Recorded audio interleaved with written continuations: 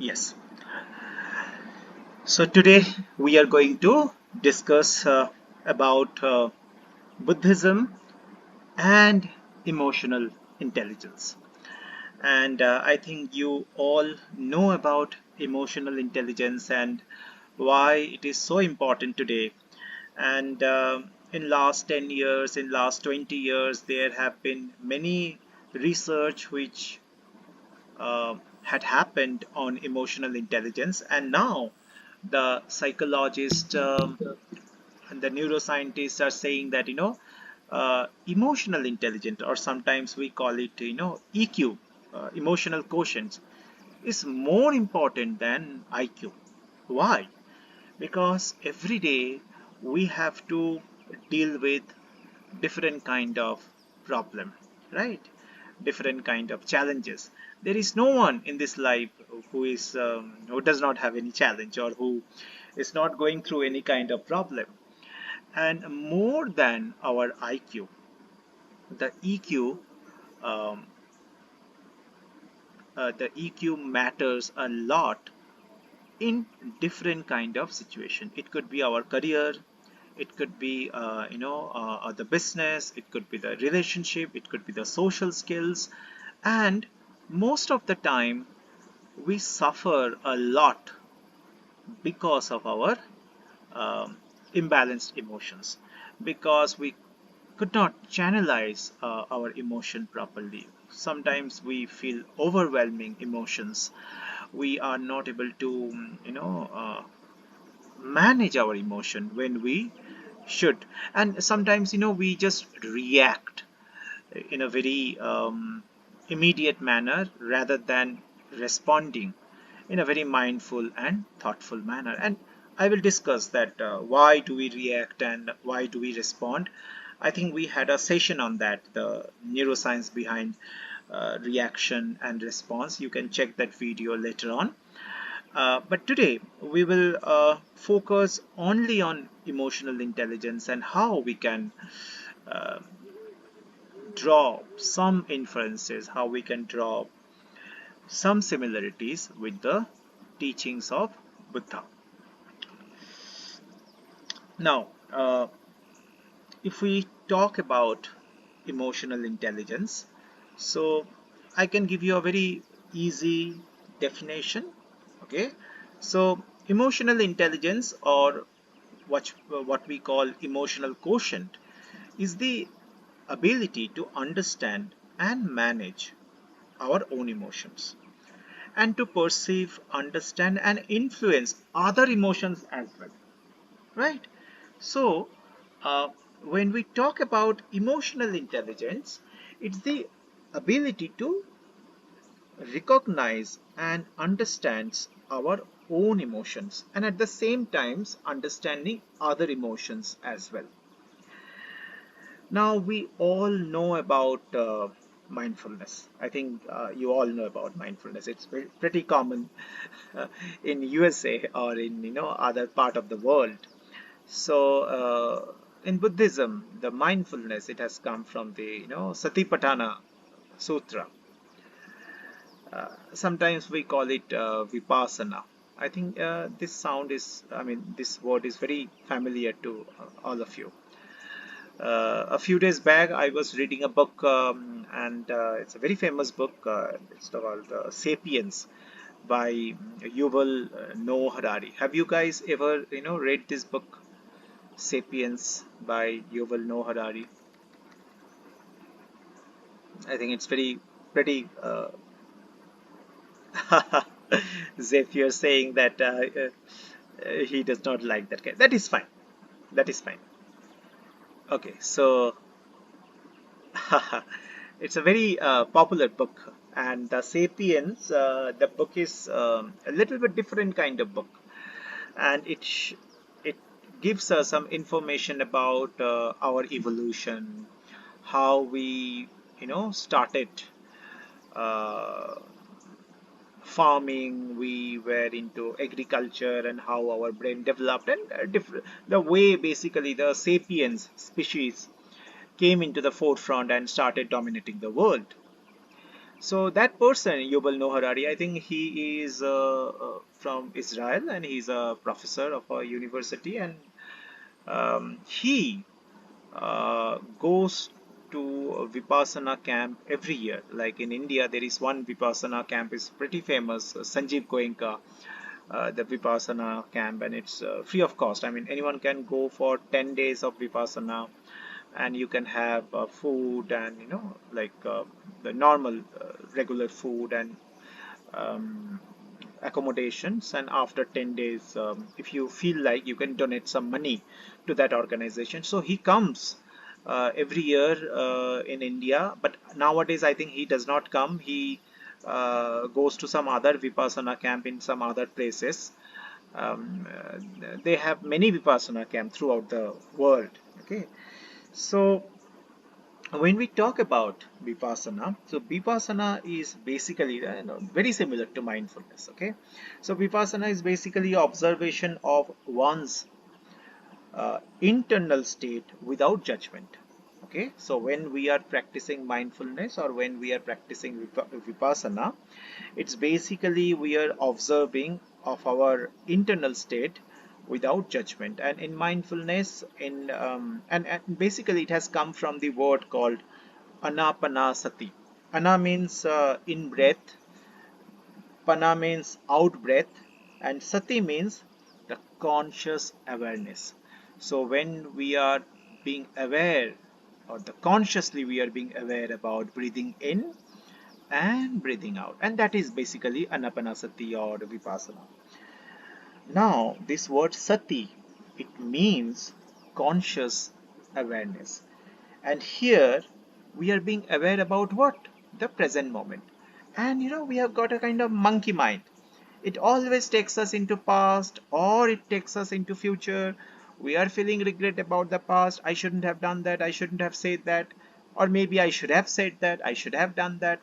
Or maybe it's worrying about the future. So we are not exactly living in the present moment, and this is where the practice of vipassana comes, or mindfulness comes, where we focus on the present moment. We put our attention onto the present moment by focusing on our breathing sensation. But here we are not only focusing on the present moment, we are also focusing about our own feelings.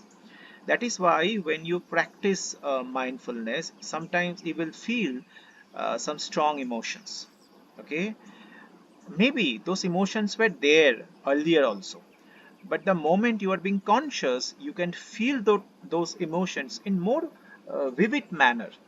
Okay, so this sati, the word which is found in Buddhist script, Satipatthana Sutra or Anapanasati, it basically being aware about our own feeling, and that is exactly uh, in emotional intelligence is called self-awareness. Okay, now if you look at the work of Daniel Goleman is an authority in the emotional intelligence. Anyone had heard about Daniel Goleman?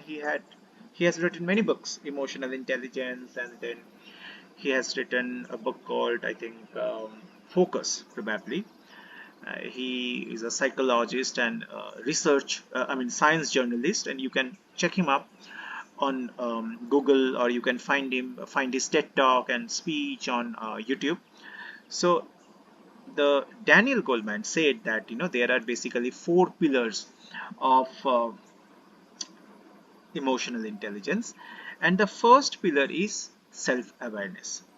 Now, what is self-awareness? Self-awareness is how well do we know ourselves? How well do we know ourselves? And it's not new. If you have read any book of Stoic philosophy, or maybe if you have read any book of Greek philosophers, the Socrates said this word, know thyself. I think you can remember, the Socrates said this word, know thyself. First we have to know ourselves. So that is, yeah, Marcus Aurelius, so meditation books, exactly, the Stoic philosophy. So so Socrates said that know thyself. That is exactly the self-awareness, and that is exactly the sati in the Buddhist text. Sati is a Pali script. Okay, uh, all the Buddhist script were written in Pali. It was written in Pali. So this is where we can connect with emotional intelligence and the teachings of Buddha. So the Daniel Goleman said that the first pillar of emotional intelligence is self-awareness. How well do we know ourselves? Okay, so every day when we are doing meditation, when we are doing mindfulness, we are just sitting in silence, we are not speaking to people, we are just completely introspecting, we are getting to know ourselves. And getting to know ourselves means, we are trying to find out exactly what I need, what makes me happy, what makes me sad, what triggers me, what makes me irritated, what makes me upset. So we are trying to know ourselves, getting more education about ourselves so that we can manage different situations in our life. Right? For example, if I know which will trigger me, if I know that what are the things that will make me angry, if I know what are the things that will make me upset, I can avoid those things. If I cannot avoid, I can change my perception, I can change my attitude. It will help me deal with the real life problem. So here we can find some similarity between the teachings of Buddha and the modern psychology. And emotional intelligence is a part of positive psychology, that how we can live a better life. Like, what is the difference between psychology and positive psychology? The normal psychology, and we all have heard about some stalwart of psychology like Sigmund Freud, or Carl Jung. So the normal psychology is pretty clinical in nature. If one is suffering with BPD, OCD, or bipolar, or schizophrenia, or depressions, or PTSD, how to treat that person, how to manage their symptoms, how to counsel them, how to give them some therapy. But positive psychology is basically how you can live a better life by following some practices every day.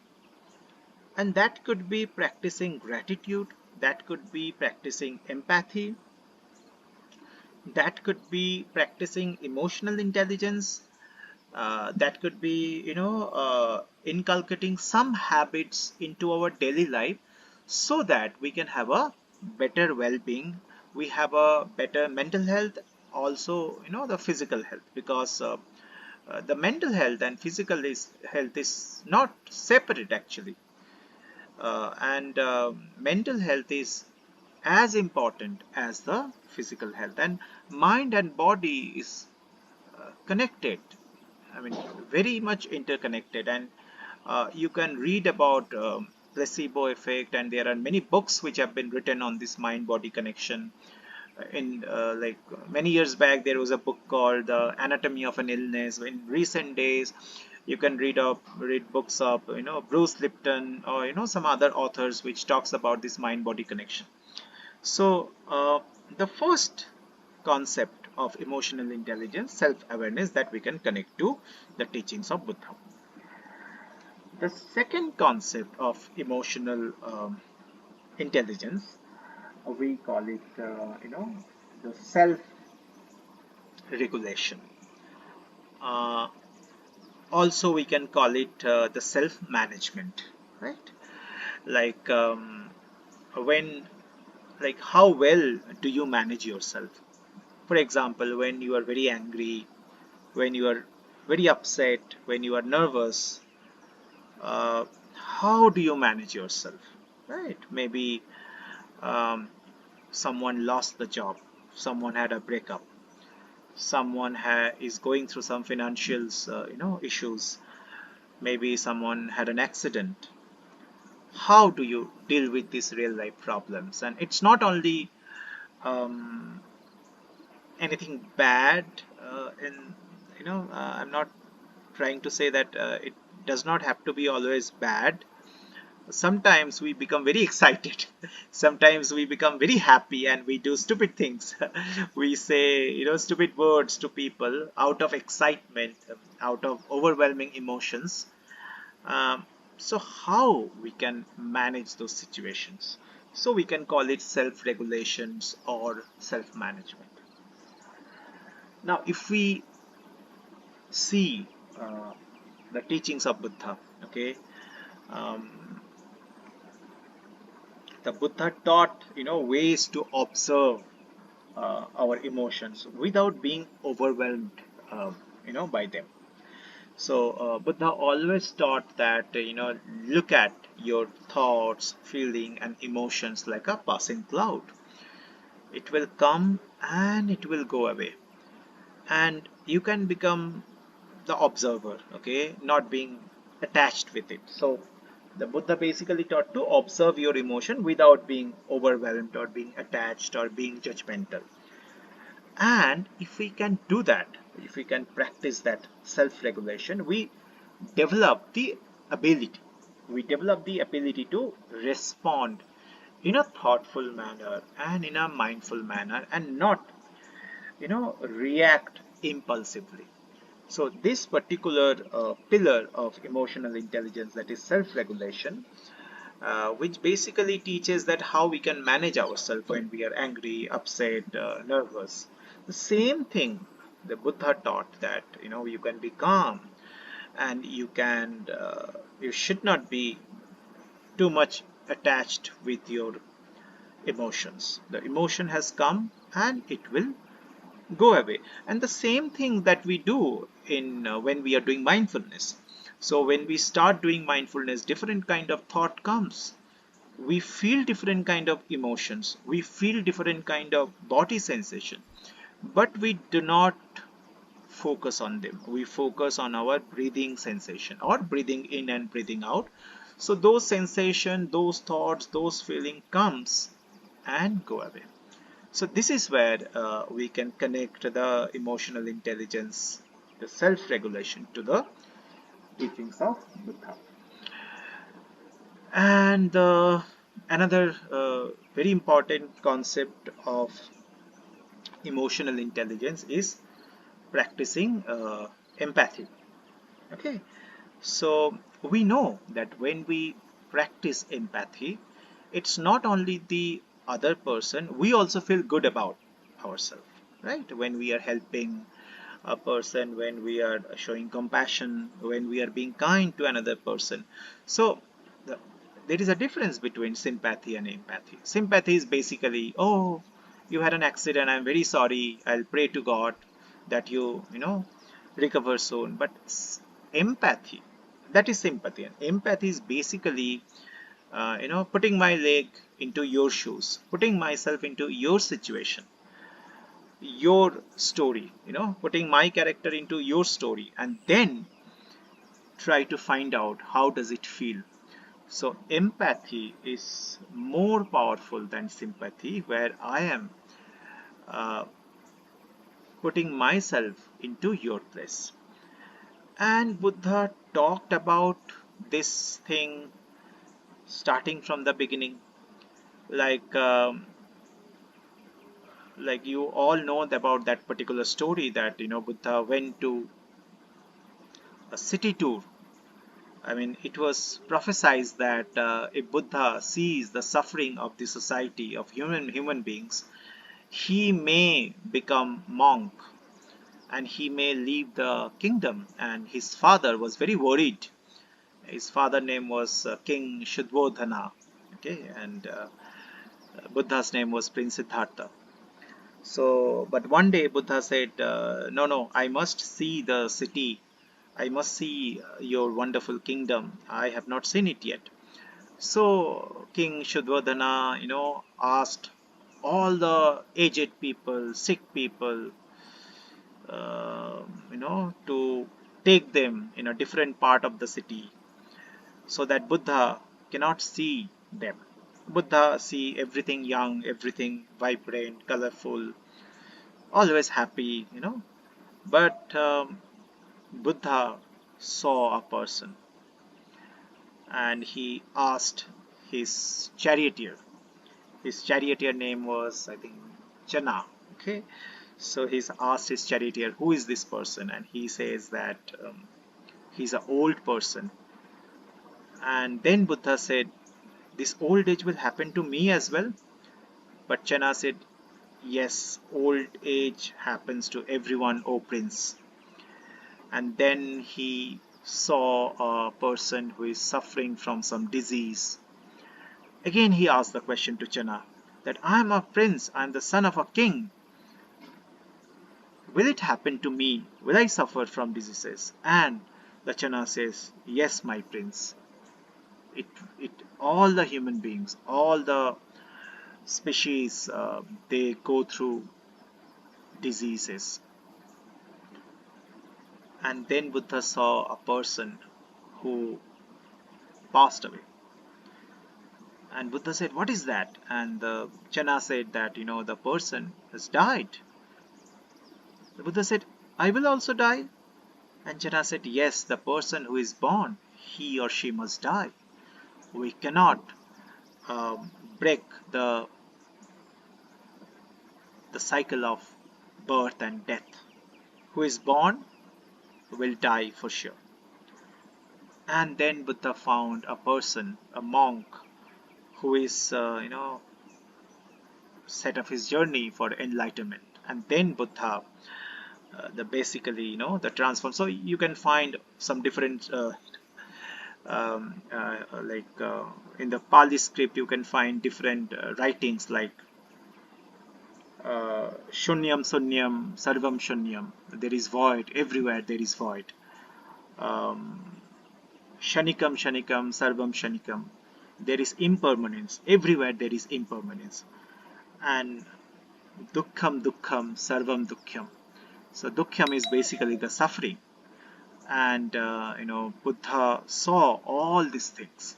And then finally he chose the path of nirvana. He chose the path of liberation from this cycle of birth and death. And from this suffering, from this nature of suffering, from this dukkha comes the empathy. Okay, and if you learn the teachings of Buddha, so basically Buddhism is centered in kindness, right? So kindness is basically the root message of Buddha, that we should be compassionate, we should be kind to ourselves and to others. The same thing emotional intelligence are saying. Okay, the positive psychology is saying that when we show empathy, the person feels better, you also feel better. Okay, maybe you have gone to the office and you found that someone is not talking, and maybe the person is very cheerful, very joyous, very happy. You ask the person, what happened? Why you are not? Are you not feeling good? Are you not feeling well?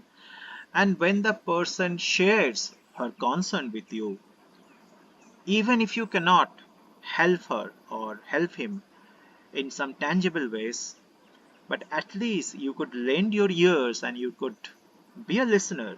So empathy starts from listening fully, not from the ears but from the heart. You also feel good because you become an instrument of service to that person just by listening, and the person will also feel better by sharing. So here again, with this empathy, we can connect with the teachings of emotional intelligence. So when we are staying in the society, we are all born, to help each other. We cannot survive alone. And if you see in the society, there are doctors, there are lawyers, there are managers, there are janitors, and all the occupations are connected to each other. Okay, we need doctors, we need lawyers, we need employees, we need business person, and all the peoples are needed in the society so that we can survive, we can help each other, we can be happy, and we live in a society, as a civilized human being with extending help and compassion to people who are not very privileged or maybe who are going through difficult times. So that is again one of the core teachings of emotional intelligence, that showing empathy to other people. The last thing about emotional intelligence that we can talk about, that is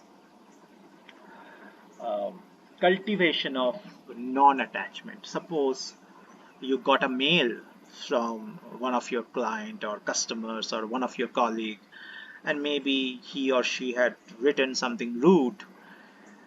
Instead of reacting then and there, what you can do, you can just wait for 10 minutes, and in that 10 minutes the chances are that the emotions that you are having, it will go down, it will fade, you will cool down from your heightened state, from your anger or from your excitement or from your overwhelmingness. So whenever you are facing this kind of situation, you can just take some deep breaths and not react in a immediate manner. Why? Impermanence. Nothing is permanent in this world, in this nature, right?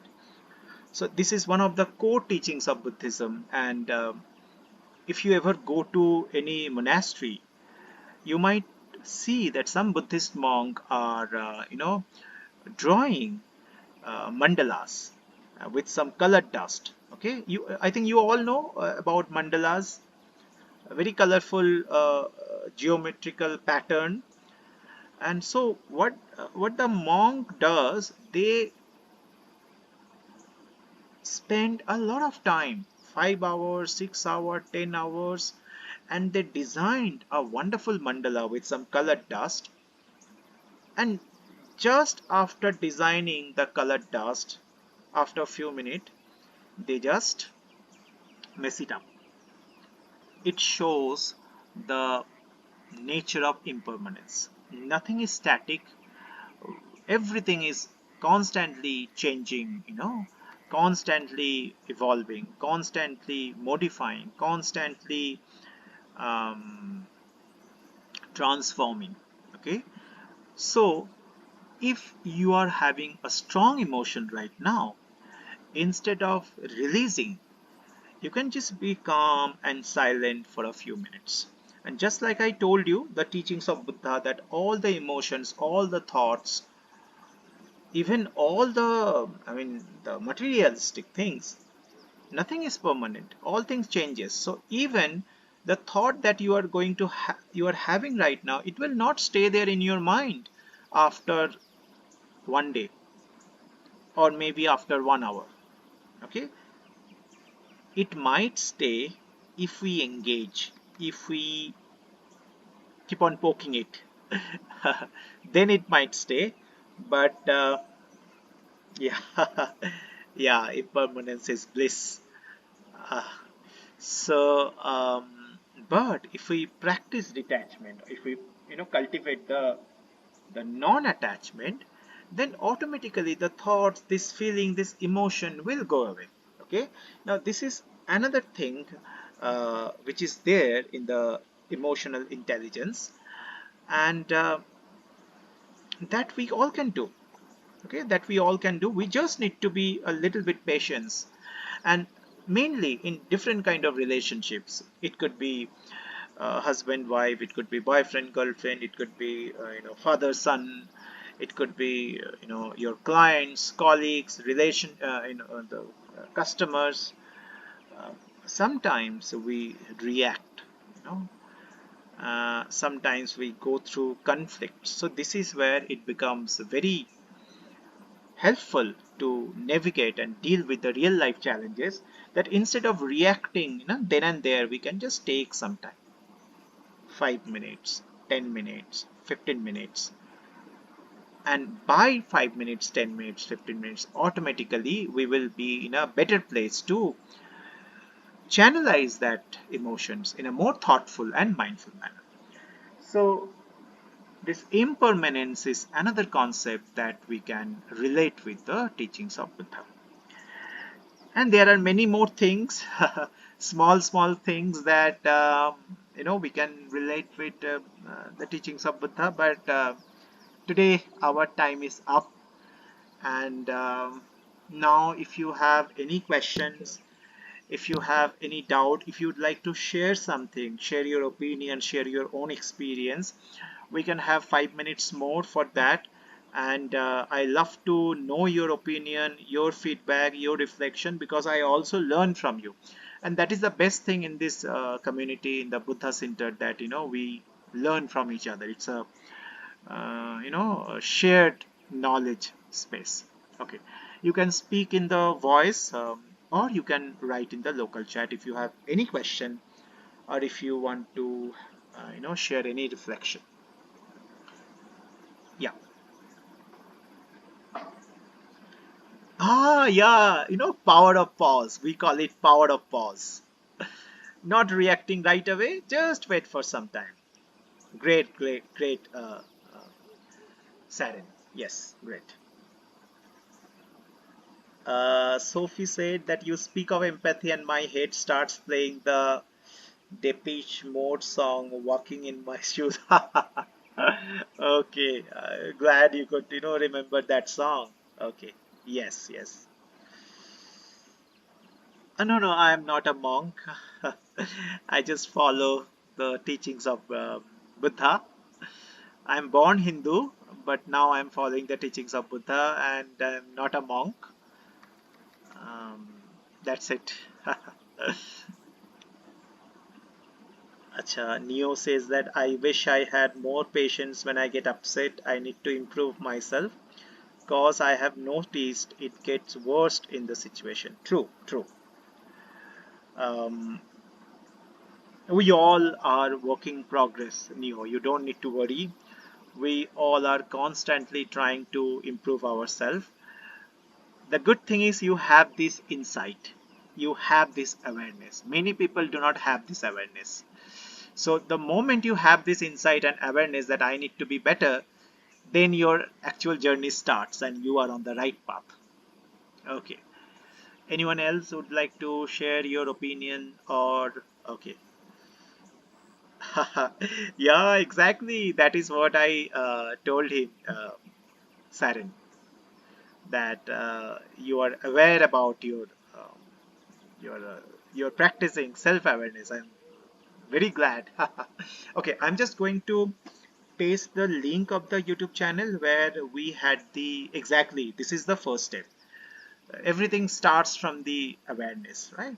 So I'm just going to share the YouTube channel where we record all the sessions of the Buddha Center, and also every Sunday I take a session at Whole Brain Health, and that session also I record and I put on on this YouTube channel. Just let me search it, and I will share the link.